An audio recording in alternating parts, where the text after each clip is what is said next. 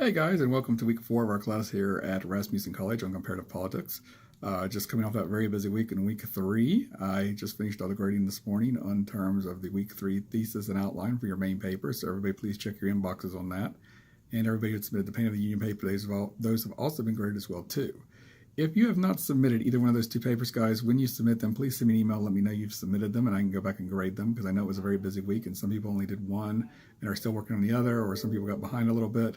So it's no big deal if you guys are still working on one of those two papers. Please just let me know that you are when you submit them, and I will go back and make sure I grade them for you guys can get all your points in. We are entering week 4, guys. So this week we have our one paper due on India, which is due this coming Sunday. Initial discussion board posts are due by the end of the day tomorrow, Tuesday. Week 4 live classroom will be tomorrow night. From 8 to 9 p.m. Central Standard Time. The information on how to join that call are in the live classroom section of the course. Reply comments are due by the end of the day on Friday.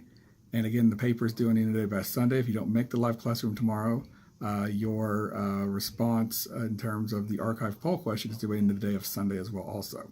Looking at developing nations this week, guys, we're looking at India and China. We've been talking about China a lot. We talked about it in week 1 a little bit too. So it's a very interesting discussion this week as we're looking at these two nations and how they are rising economically in the world.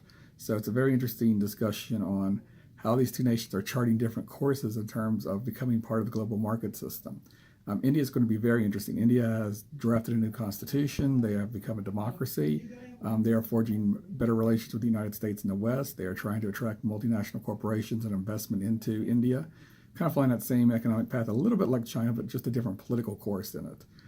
So India is going to be a very interesting discussion this week as well. Also, we'll talk about their historical overviews in the region, their differences with Pakistan and their Muslim population within their own borders. So very interesting discussion in India.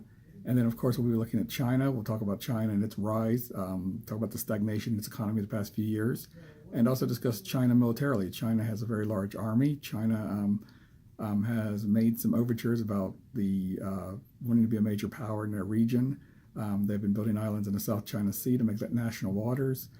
So there's a lot of interesting things going on with China. We just had the end of the G20 summit with President Trump and the Chinese president promising not to do any more in the tariff war until they get a further discussion. So I don't know if that's going to resolve itself or if it's just an ongoing issue.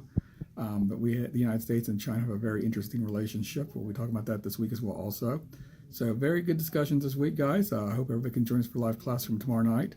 Like I said before, if you got some makeup work from Unit 3 to turn in, or Units 2 or even 1, keep working on them. Send me emails and let me know what you turned in, guys. That way I know to go back and grade it. Remember, guys, you can always contact me by email, phone, or text during my office hours, which are Tuesdays and Sundays from 9 to 10 p.m.